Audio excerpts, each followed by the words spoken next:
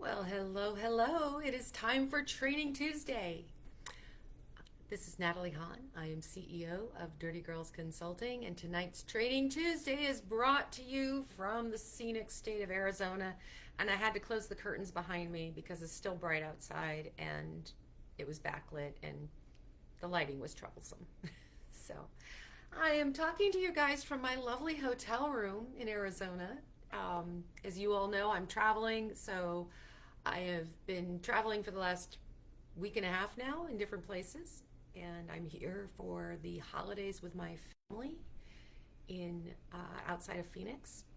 So today's topic is one that I think is a little bit tough because we don't always like to acknowledge that for some of us the holidays are not so easy, not so joyful. And one of the things I think we feel bad about saying is when we're not really into the whole gratitude practice, right? November is the month of the gratitude platitudes, right? This is where we are being told that we have to be grateful and we should be grateful every day, and every day write something down or write down 50 things or 3 things and keep a journal. And I understand the practice because it has merit. There's a reason for this practice. There's a reason it has value. And I'm not against it. Not against it. I just understand that at this time of year, for some of us, it can be a little harder than others to muster up 30 days of gratitude. It can be hard to muster up the 10 days or the 5 days, depending on which kind of challenge you're in. And so I have a handful of friends who are in these challenges, and so every day in my Facebook feed pops up the today I'm grateful for this, and this is day 12, and today I'm grateful for this, and I think, wow. I probably when I get to day 5 or 6, I feel like I'm scraping. I feel like I'm scraping the bottom of the barrel for gratitude. And it's not that I'm not grateful, and it's not that there's not a bunch of things to be grateful for, as much as it's that once I kind of get past the big ones of, let's see, of kids, family, health, roof over my head, dog, love my dog. Yeah, then then I kind of feel like I'm scraping. I'm scraping for and it's not that there aren't a zillion things to be grateful for, but I do think one of the things we should recognize is that the gratitude practice, especially when it's asking you to list something every day for 10 days, 30 days, yes, there should be gratitude. Like I myself, a couple times this week, right, I've tried sending you guys videos of the Arizona sunrises. They're gorgeous. It's gorgeous. Um, Am I grateful for the sunrise? Sure. It's really more of an appreciation. And that appreciation of things raises my awareness of those things. And when my awareness of good things and beautiful things in life is raised, then my general joy and happiness in life is also raised, right? We increase our emotional kind of well-being and our emotional barometer with what we bring awareness to and what we recognize. So part of that whole gratitude practice is really just about raising your awareness for the things that are good in life. Even if the good thing in life by day 29 of a 30-day challenge is look at the pretty green leaf. Isn't it green? Isn't it pretty? Right? We scrape a little bit. For those of you, for those of us who get through the holidays sometimes, and it can be rough, there can be rough patches through the holidays, that can feel disingenuous. That kind of practice feels like we're forcing ourselves and that it's not in alignment with who we are. It's disingenuous. And sometimes that feeling of not being aligned right either makes us feel bad or guilty for having negative feelings during a time when we're supposed to be grateful, or causes resentment a little bit. Like, why are you forcing me to scrape for these beautiful, so-called wonderful things when, in fact, I'm not feeling it? And I don't want to feel bad for not feeling it. So that's what I want to talk about tonight. If you're joining me live, say hello in the chat. If you're joining on the replay, say hello there too. I know that it's before the holidays and we're all busy and we're all cramming in time. And trust me, my meetings this week, yesterday and today, were back to back, just constant, because we're all trying to cram in before we take time off. 'Tis the American way. And given I've talked so much this month about work-life balance, and I will continue to talk about work-life balance, right? We have these days where whether it's balanced or not, what I'm balancing out is I'm going to do more work now because I'm going to balance out the fact that in a few days I'm going to be checked out and I'm going to be fully focused on spending time with my family because they're here. So, hey, Jackie, it's good to see you. I'm glad you're joining us tonight.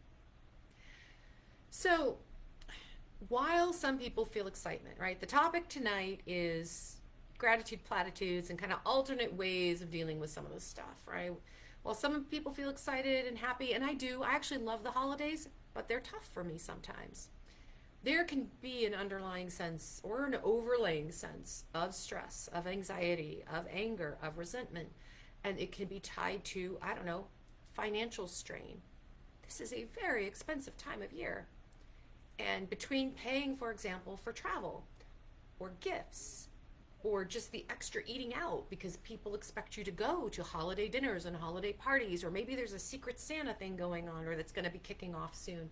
I saw something in one of my emails about a secret Santa, and I got to tell you, I have an unnatural amount of stress around secret Santa, and I don't even know why. I don't know why, but I just have this underlying gremlin that says either my gift isn't going to be good enough for the dollar value they set on it, or I'm just going to get a piece of junk, and then what am I going to do with that? And it just causes a little bit of internal strife for me when there's a secret Santa thing going on. It's not rational. I'm not claiming that, just saying it's a thing. So financial strain can be one reason why we feel out of sorts during the season. This idea of hosting parties and hosting meals, right? How many of you are hosting this year? How much stress is the cooking, the cleaning, and the having family members in your house causing you this year? I'm not at my house hosting. I'm at my mother's. I'll do part of the cooking. But the stress is really on her. Her house. She's trying to figure out how to fit us all around the table. We're trying to figure out, we've got those relatives who occasionally pop out inappropriate things, things like that, like stress. We see family members that maybe we don't particularly want to see, or we try to limit seeing a couple times a year. That bring added, right, anxiety to the moment, that we wonder what they're going to say or what they are going to do and how that's going to impact, or are they going to judge, right? Isn't family time a great time for people to ask you when you're getting married, when you're having babies, are you getting a new job? For me, are you dating anybody? Why not? Or why? Sometimes it's why.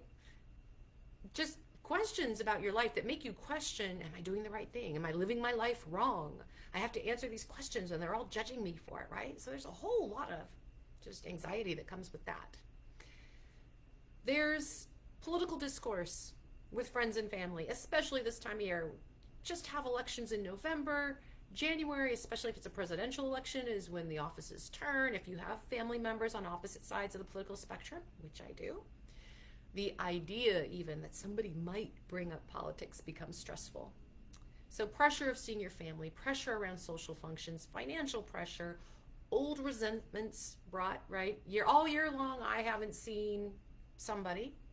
So that old fight we had years ago has not come to surface. I thought I dealt with it, and then boom, I'm back in their circle again because it's a friend circle or a family circle, and all those old negative feelings come back up. Happens around the holidays. That's when we see people we don't see very often. And there's grief. There's things that have happened during the holidays that are traumatic, that are sad, that the time of year, especially if it's an anniversary of a date, brings around. And stress leads to anger, it leads to resentment, it leads to frustration. And these negative energies, when they're not managed, lead to outbursts, arguments, leads to outcomes and events that we didn't plan and we didn't necessarily want to have happen. So I will share my story. I think a lot of you know my story, but I'm going to share it anyway just to give context to this and why I feel like this is important for us to talk about. Because the pressure we feel for sweeping the negative energy, right, the negative emotions under the rug during this time of year to make everybody else comfortable is not healthy. It's not healthy. Because any negative emotions, whether it's stress, whether it's anxiety, whether it's fear, grief, sorrow, resentment, anger, they're normal and they're natural emotions. And anytime we are suppressing them rather than working through them is not healthy. Now, are there appropriate and inappropriate times and ways to work through it? Sure, sure. That's part of managing our emotions. That's part of it. So for me, one of the reasons why I struggle during the holidays and my family struggles during the holidays is that back in 2012, so 10 years ago this year, back in May of 2012, I got a call from my mother that my brother, I have an older brother, was diagnosed with colon cancer, and he was already in stage 4. It was 6 months later, on November 20th, that my brother passed away. So I had been on my way to see him with the family. When between May and November, I was living in Florida. I had been back to Arizona multiple times to visit my brother, who had moved in with my parents during his treatments and everything, and he lived with them, and they were his caretakers during this period of time. So I had come back multiple times. My kids, obviously 10 years ago, were much younger, so I was literally on the road with the kids to come see him when he passed away. So I missed it. I missed him. So that was 10 years ago. 4 years ago, for those of you who know the Dirty Girls story, you know that 10 years ago, actually, I'm going to celebrate the 10-year anniversary next year because I still have a hard time with 2012 because 2013 is when it feels like it was more official. But 10 years ago, I launched Dirty Girls Consulting with my best friend and business partner, Shirley Ramos. So we got it going in 2012. We kind of did more of an official kickoff in 2013. And by 2014, 2015, I don't remember which year it was, maybe 2015, somewhere in that window, Shirley was full-time Dirty Girls Consulting. She left her day job, she left the corporate world, and she was full on in on this. And I was still in the corporate world, and she was telling me, you've got to come, you got to come do this full-time. There's plenty of work here for us to do. There's lots of women we can support. And she was having a blast doing it. At the end of 2016, she called me. We lived in 2 different states. We saw each other regularly because our jobs allowed us to travel. And so our work allowed us to be wherever we needed to be. We've been working remotely well before COVID. So we were allowed to travel. We spent time together. I was in Florida. She was in Denver. We traveled between the places frequently. And there were other locations like Vegas, and I think once we met in Philly, right? We met in other locations as well to have our Dirty Girls Summits and to do our planning and all of that. At the end of 2016, she called me from Denver and told me that she had been diagnosed with cancer. And she had both breast cancer and she had melanoma. The doctors had said, we're going to deal with the breast cancer first and then the melanoma. So, or I should say, they dealt with melanoma, and then they dealt with breast cancer, and then they went back to melanoma. That's kind of how that worked. So 2017 was really her year spent undergoing treatment for the breast cancer, and then at the end of 2017, we were then focused on the melanoma. So she dialed back her coaching. She never stopped, but she did dial back her coaching in order to support herself going through treatments. And in November 20th of 2018, Shirley passed away. Same day as my brother, 6 years later. So as you might imagine, I spent quite a bit of time wondering why the same day. Was this some sort of cosmic kind of kick in the head, or just a very odd coincidence? I don't know. I don't have an answer to that. What I do know is that when it comes to the month of November and the gratitude practice, it can be hard. And it's not that I am not grateful for my own health, for my parents' health, for my kids, for the fact that we have food to eat and a roof over our head, for the fact that I can travel to be here with them at this time. It's not that I don't have gratitude for that, but it doesn't mean that there isn't still guilt and sorrow and resentment for the fact that they're missing. Because the holiday time is that time of year, right, when we get together with friends and family that we don't see very often, when we make the extra effort and we make the point. And that's when their absence is felt the most.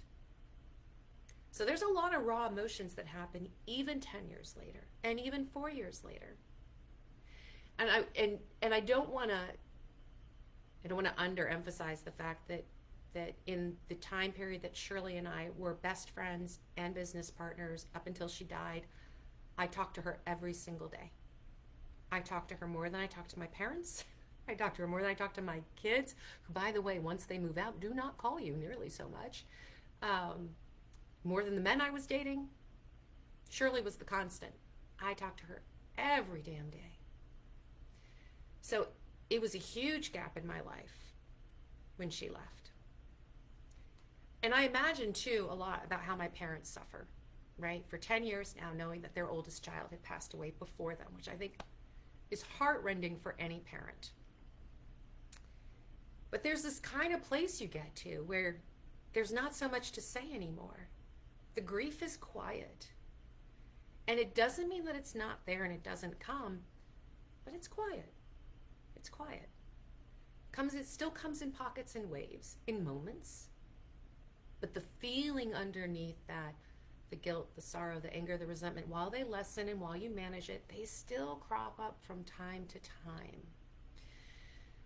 So the feelings don't go away.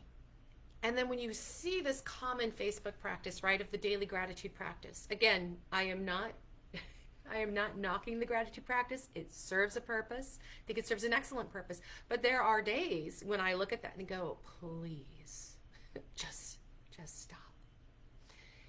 Here are the pieces with the gratitude practice that I do have issue with, and I mentioned this a little bit earlier, is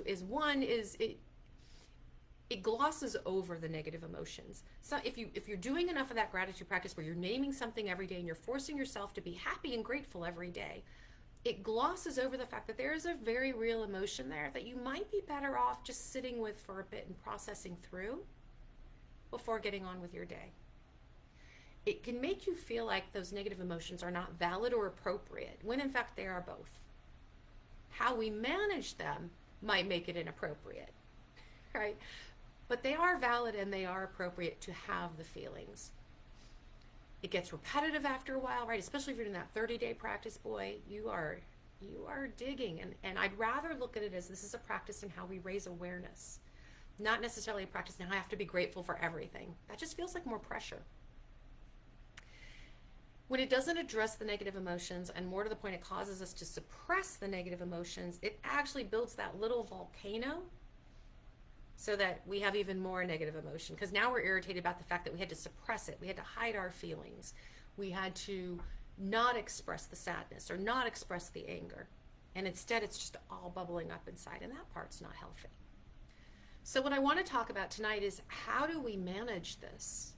How do we manage this and still have a happy holiday full of joy? Because I do love the holiday season, even when it gets tinged with these moments of sadness and guilt, resentment and anger, all of that, right? How do we manage these feelings in a healthier way that will help us process them so it does become easier year after year, moment to moment? And it never goes away, but we have the tools to deal with it in a healthy way. So I have 3 strategies that I wanted to share with you that help us both process and move through moments that can be hard in the season where we're feeling the pressure of got to be grateful all the time. This is your responsibility, is to share joy. And I want to point out the added pressure for women this time of year. Aside from the fact that we still do most of the cooking and the cleaning, I've talked about that before, we have been raised to key into other people and how they're feeling. We have been raised to adjust our reactions and responses and activities to ensure that everyone else in the room is comfortable at the expense of our own comfort. This is just training we've had since childhood. What is everybody else feeling? What are they thinking? And how do I make them happy? How do I make them comfortable? How do I make sure that I don't do anything that causes any sort of discomfort or rupture in the status quo? When we are managing through challenging emotions, sometimes that can't be helped. And that's probably the hardest part of all of this. But the question then is, do you want the disruption to everybody's cheerful status quo to come because you're having a moment and you are dealing with it in a open and mature and respectful way? Or do you want the rupture to happen because you've repressed it for so long and now you're just angry and there's an outburst? Or you're sad and there's a meltdown? There's a difference. And there is a way that we can share and show the emotion, one, without bringing everybody down, because that's what we're afraid we'll be accused of, that we've ruined the party. That's not true. That's not true. Have you ever felt somebody genuinely connect with you on an emotional level and then turn around and tell you you were such a bummer, that you really let them down, that you really drug down their mood? No. No. Nobody who ever feels like they've truly emotionally connected with somebody, even if it's over something that's sad, even if it's over something that's traumatic, when that connection is real and genuine, there's not a lack of love and support there. There's connection. You've just built something. That's the opportunity with this, is to build something. So the first strategy though that I want you to pay attention to is probably one of the hardest ones, and that is you, tuning into you. When we are triggered in a stress mode, we feel it in our body first. Before our mind and our brain registers, this is anxiety, this is fear, this is anger, this is jealousy, this is sorrow. Before we register and name that, we feel it in our body. And for those of you who've been in the group for a while, if you remember last year, I did a whole series on the chakras and where we feel stress and where we feel energy according to the chakras and how we can manage through that. So I want you to pay attention to where you feel it in the body. And if you're watching the video and are feeling that stress, or know where that stress commonly comes up for you, it comes up in the throat, it comes up in the chest, it comes up in the stomach, let me know. Drop it in the chat, and I can send you the training that we did on the chakra that's related to where you feel it in the body, and the tools you can use to help put that back in balance. Because when we know where we feel it in our body, it tells us something about the message, right? If I feel it in my throat, oftentimes that's the signal of either I have something to say and I can't say it, right? I have something to say it, or I'm not being heard even if I'm talking, right? We feel constricted. We literally feel like we can't get the words out and we're not getting them out the right way. That's our throat chakra saying, hey, there's a challenge here. There's a trigger here. And there are things we can do. There are mantras, there are breathing exercises, there's literally movement and yoga poses we can do to help shake up that energy that takes anywhere from literally 10 seconds to 30 minutes. It's however long you want to take to reset yourself and come back into the present. Move the energy, shake the energy, use the energy. Identify it, acknowledge it for what it is, and then allow yourself to come back into the present moment. So the first step is, the first strategy is all about taking care of yourself. Where do you feel it in your body? If you have a common trigger and you know, it's my throat, it's my chest, it's my stomach, like where in your body do you feel it? I invite you to drop where in your body you feel it in the chat, and I'll reach out to you and tag the chakra training that's related to that. That gives you even more tools and tips on how to help release that stress. Because this is not just good. I mean, we're walking into a holiday weekend now, but the holidays are for another 6 weeks, right? So this is good. This is good for weeks to come, and honestly for the whole year beyond that. So one is tune into it. Take care of your body. Watch your sleep over the holidays. Watch what you're eating, how you're eating. And this is not diet time. Holidays, I'm not talking about diet time. I'm talking about making sure when you are eating, though, that you're nourishing yourself. I'm not saying don't eat the pie or the cake or the ice cream or whatever else people are bringing. Do not feel like you have to skimp on the mashed potatoes if that's not what you want to do.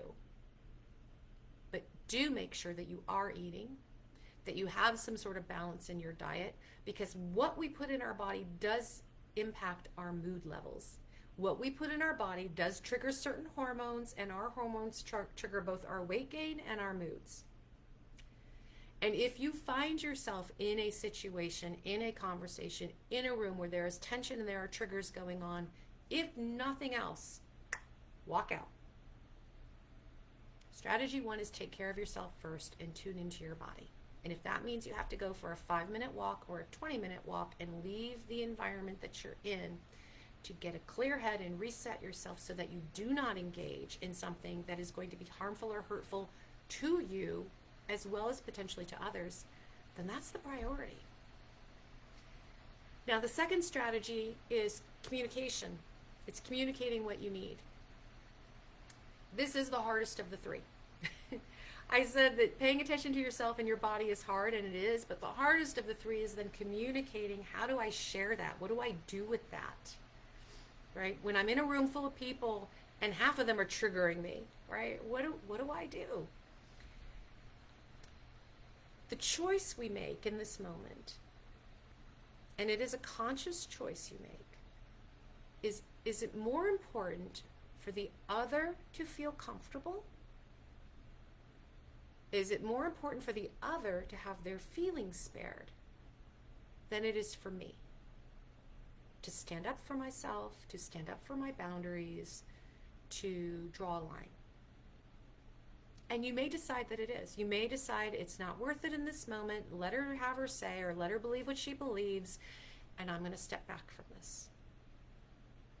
But I also want you to know that when we choose the boundaries that we set, and when we enforce them or don't enforce them, letting people step on you, letting people belittle you, denigrate you, make you feel badly about yourself, letting them do that does not make you the bigger person.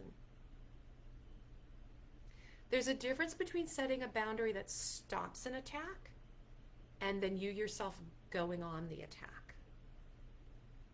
I am not advocating going on the attack, although there are appropriate moments for that, but that's not this training.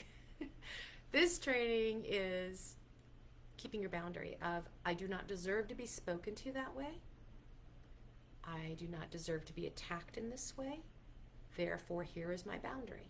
And you say it and you hold it. And holding it means we're either going to change the subject, we're going to stop the conversation right now in its tracks, and if we can't, I'm going to physically remove myself from this situation. And this does go back to taking care of yourself first, but this is also about how do we communicate that to other people, and how we do it is by holding boundaries. And I've done tons of boundaries training in the last couple of weeks, guys. It's in the group. If you need extra support around boundaries, drop the word boundaries in the chat and I will tag you to some of the recent training that gives you some of the tools and language around how do we hold these boundaries respectfully, how do we hold them with grace and compassion for ourselves as well as for other people.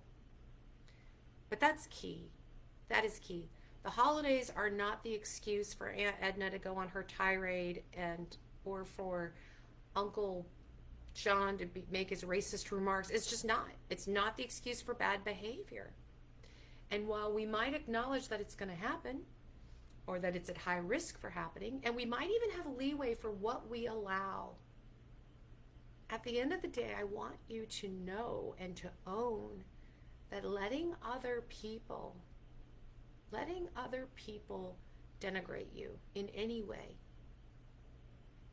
it doesn't make you the bigger person by saying nothing, or by doing nothing, or by putting up with it. Everybody else already recognizes that bad behavior is happening. You setting the boundary for I will not be treated in this way is not bad behavior. That's showing respect for yourself and respect for other people in the room who, by the way, aren't stepping up and saying the thing that needs to be said. So I want you to think about who you need to be in that moment. Who do you want to be? Who do you want to show up as this holiday season? And that's the person. That's the person who came to the party. That's the person who hosted dinner. It's the person who went to the Secret Santa event with all the gremlins behind her. The third strategy. So first strategy is tune into yourself. Take care of self first. Where are you feeling the stress? Let's breathe through it. Let's move through it. Let's mantra through it. Whatever we need to do to shift that energy so that we can manage it and it doesn't overwhelm us. And then we're going to communicate. Here's the boundary. Here's what I will and will not tolerate in terms of my sense of peace. Third, keep an ungratitude journal. Ungratitude. Not a gratitude journal, an ungratitude journal. Now, this I say with caution. All right? This is a little bit of buyer beware. But here's the deal with the ungratitude journal. The ungratitude journal is your opportunity to free write. If you're not a journaler, that's fine. Grab a piece of paper. You can throw it away, burn it later. Doesn't matter. You can keep it. But it's a free write about what is going sideways. What is happening right now that's got you triggered? What's going to be happening in 2 days that perhaps is building up the anxiety early and it's happening now? But journal. I won't use that word because not everybody loves that word. Free write. Free write. Sit down, paper and pen. It is important to do paper and pen. I advocate that over typing. The connection between the brain when we do physical writing on paper is much stronger, and it helps us process. It's also slower. And the slowing down of what we're writing and what we're thinking about helps us actually process the negative emotions. Write it out. I have anxiety because Uncle John's coming to dinner in 2 days and he's racist and he's going to make some racist comment, and we have people from other ethnicities coming to dinner, and how fun is this going to be? So write it out. Write out what's causing you stress. I am resentful of the fact that Shirley died on me. I am angry that my brother had a 6-month window between his diagnosis and his death. I'm angry that they both died so young. Right? How do you feel? Write down how you feel about it. Write down, what does this mean to you? If you know what, there's a trigger. If there's a specific incident and a specific trigger, write it down. We want to get it all out on paper, because when we can sort it out, when we've taken the time to think through it and write it out, now we can deal with it. Now we can kind of look and go, okay, there are some of these things that I actually can't do a damn thing about. There are other things I can. So for example, maybe I don't sit racist Uncle John in the same end of the table with some of my more multicultural friends. Maybe I have a chat with Uncle John when he first comes in the door and says, hey, here's something I need. I need a favor from you today. In the holiday spirit, here's the gift I'm asking for. Right? You can start thinking of ways that you can mitigate, and maybe it doesn't save the day. Maybe everything's not perfect. That's okay. Life's not perfect.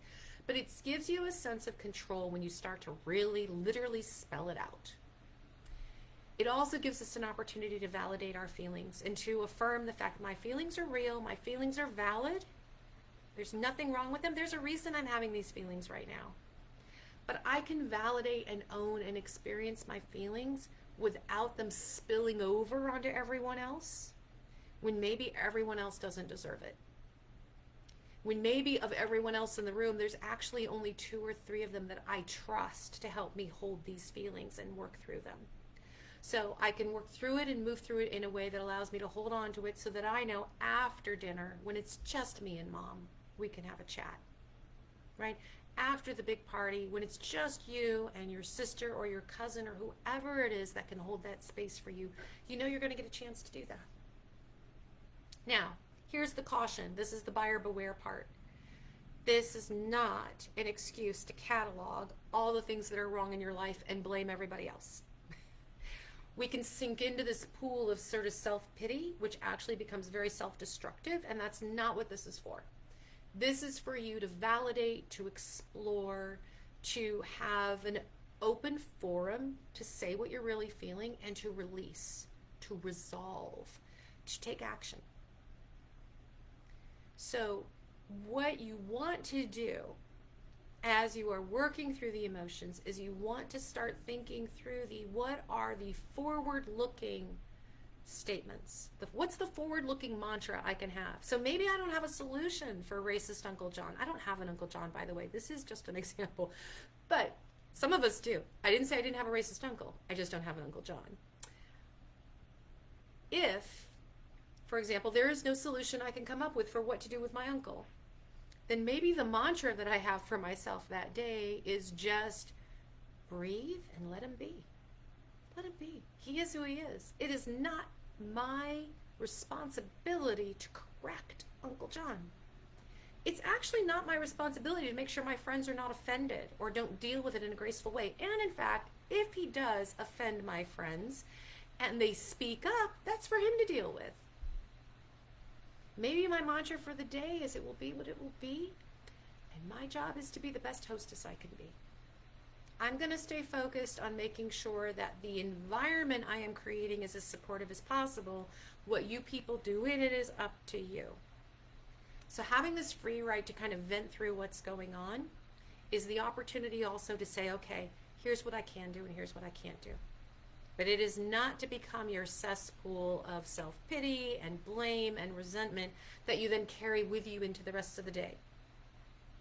But an ungratitude journal can be a very effective way of helping us process and feel like we've gotten some of that emotion, some of those triggers out before they've created, right? Before they've created ripples in the day that don't necessarily need to be there. So, I realize this was maybe not the most uplifting holiday joyful topic for us to talk about just before the holiday weekend, but I do feel like it's a really important one for anybody who is dealing with high levels of stress and emotion this time of year, for whatever the reasons. For whatever the reasons. Not everybody has the roof over their head. Not everybody has enough money to buy a whole bunch of presents and go traveling and. It's stressful. I get that. It increases our anxiety. I feel that. From my own experience, there's just an awful lot of heavy emotion around November in particular. There's a lot of grief. There's a lot of sorrow. There's a lot of resentment. There's anger. There's guilt. We have to find healthier ways of processing and working through this so that we can also enjoy, we're still family. We still have things to look forward to and lives that we're building and memories that we're creating. A little bit of balance and boundaries there. All right, ladies, I hope you all have a really fantastic holiday weekend, regardless of where you are, who you're spending it with, what you're eating, and what you're doing. Have a fantastic rest of the week. I will be checking in. I am taking days off, but I also will be checking in. So as I mentioned earlier, if you're looking for some help processing in the moment and you can identify where in the body or which chakra it is you struggle with, drop that in the chat and I'm happy to tag you to that training so you have some extra tools to help you. If boundaries in particular are a struggle for you, drop the word boundary in the chat and I will share with you some of our trainings that give you some tools around boundaries.